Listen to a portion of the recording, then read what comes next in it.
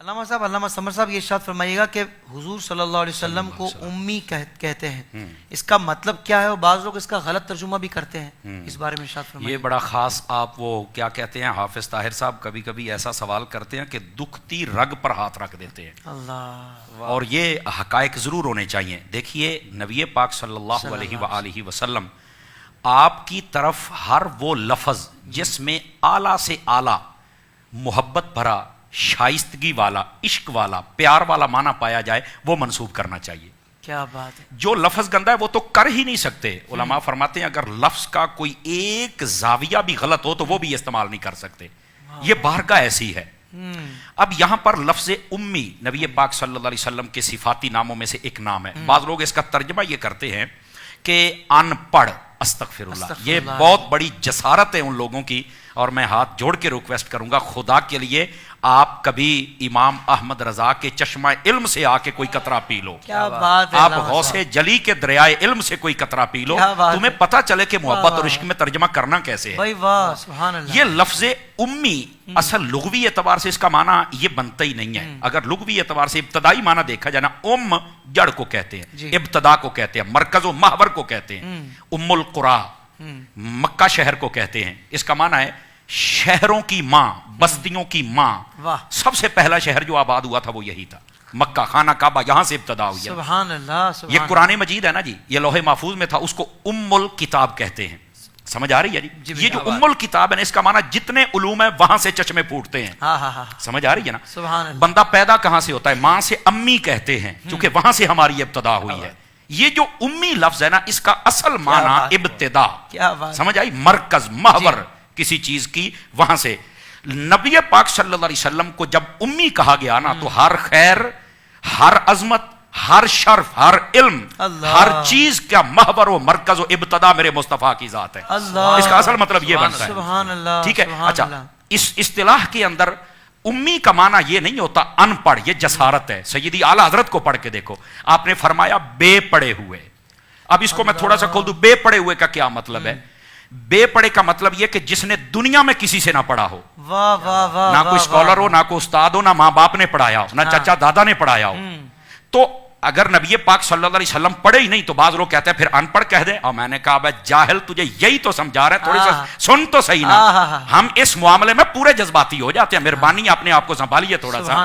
بھائی تم نبی پاک کے بارے میں یہ ترجمہ کرتے ہو، تمہیں نے یہ حدیث نہیں پڑھی؟ حضور فرماتے ہیں بعثت معلما، اللہ نے مجھے معلم بنا کے بھیجا ہے۔ او بھائی مجھے بتاؤ، معلم ان پڑھ ہوتا ہے؟ کچھ خدا کا خوف کرو یار، جو معلم ہوتا ہے اسے ہر چیز کا علم ہوتا ہے۔ اور پھر انگریز بھی مان گیا ہے، وہ کہتا ہے فلکیات ہوں یا ارضیات ہوں، بحریات ہوں یا بریات ہوں، معدنیات ہوں یا سیاسیات ہوں، وہ معاملات ہوں یا عبادات ہوں، جس پہلو کے اعتبار سے دیکھا جائے میرے محبوب کریم صلی اللہ علیہ وسلم لگتا یہ ہے کہ ہر چیز کے ماہر ہیں۔ سبحان اللہ۔ انگریز کہتا ہے ہمیں پتہ ہی نہیں تھا آسمانوں میں کتنے برج ہوتے ہیں، حضور کی حدیث سے ہمیں پتہ چلا ہے۔ پتہ ہی نہیں تھا سمندر کے اندر کیا ہوتا ہے، ہمیں حضور کی حدیثوں سے پتہ چلا ہے۔ کھاری اور میٹھا سمندر کہاں ملتا ہے، ہمیں پتہ ہی نہیں تھا، قرآن سے پتہ چلا ہے، حضور کی حدیثوں سے پتہ چلا ہے۔ ستارے کیسے ہوتے ہیں پتہ ہی نہیں تھا، چاند کیسے نکلتا، حضور نے سب کچھ بتایا۔ کھانا پینا اٹھنا بیٹھنا یہ جس نے سب کچھ سکھایا، اس کو ان پڑھ کہتے ہو؟ جاہل ہو، کچھ خدا کا خوف کرو۔ اور پھر وہی بات نہیں، تھوڑا سا حضور ہوڑا ہاتھ رکھو، میں کہا تیرے نہ کیویں ہوڑا ہاتھ رکھا، تیرے پیو نو کوئی جاہل آکھے تو برداشت کرے گا؟ شرم نہیں آتی یار، حضور کے بارے میں ان پڑھ کہہ رہے ہو، حضور کے بارے میں ان پڑھ کا لفظ استعمال کر رہے ہو، یار خدا کا خوف کرو تھوڑا سا۔ امی لفظ کا یہ معنی ہی نہیں ہے۔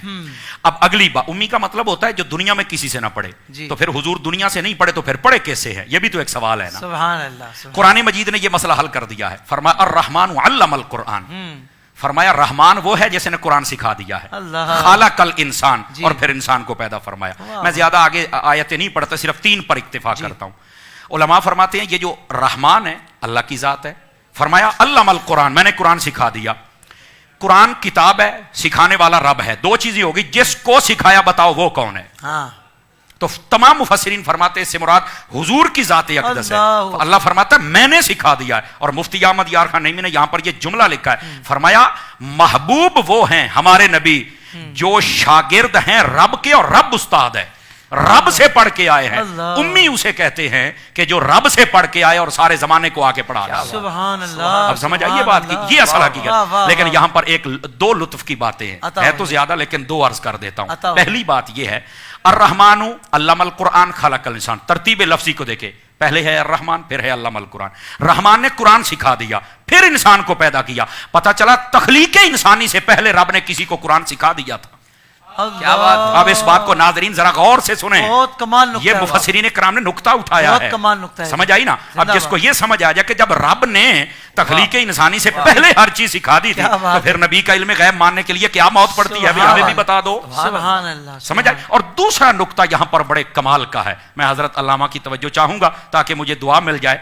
दूसरी बात ये, उलमा फरमाते हैं अल्लाह ने जब महबूब को पढ़ाने का जिक्र किया ना, तो लफ्ज रहमान के साथ, हालांकि अल्लाह के और भी सिफाती नाम है, कहार भी है, जब्बार भी है, तो रहमान का जिक्र क्यों किया? फरमाया इशारा इस तरफ है कि जब भी कोई किसी को पढ़ाता है ना, तो कभी कभार डांट डपट और सजा देता है। मैंने अपने हबीब को पढ़ाया है, ना डांट दी, ना डपट दी, ना सजा दी है।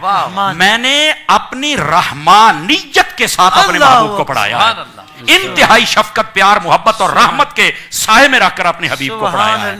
तो यहां से ये बात भी समझ आ गई कि महबूब करीम सल्लल्लाहु अलैहि वसल्लम ऐसे हैं कि जिनको डांट डपट रब से भी नहीं पड़ी हुई है। और यहां पर ये उलमा ने लिखा है कि उस्ताद को चाहिए कि उसकी तबीयत के अंदर भी रहमत वाला पहलू होना चाहिए, पढ़ाने वाले की तबीयत में रहमत वाला पहलू होना चाहिए।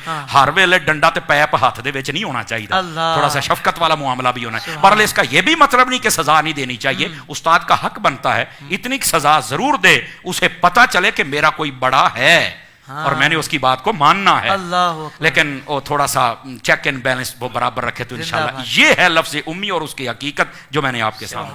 अगर आप अबाया लेना चाहते हैं और कहीं पसंद नहीं आ रहा, फिक्र ना कीजिए, ताहिर कादरी अबाया के पास बहुत खूबसूरत कलेक्शन है। आप दुनिया में कहीं भी रहते हो, जल्दी से विजिट कीजिए www.tahirqadriabaya.com और अपनी पसंद का अबाया ऑर्डर कीजिए।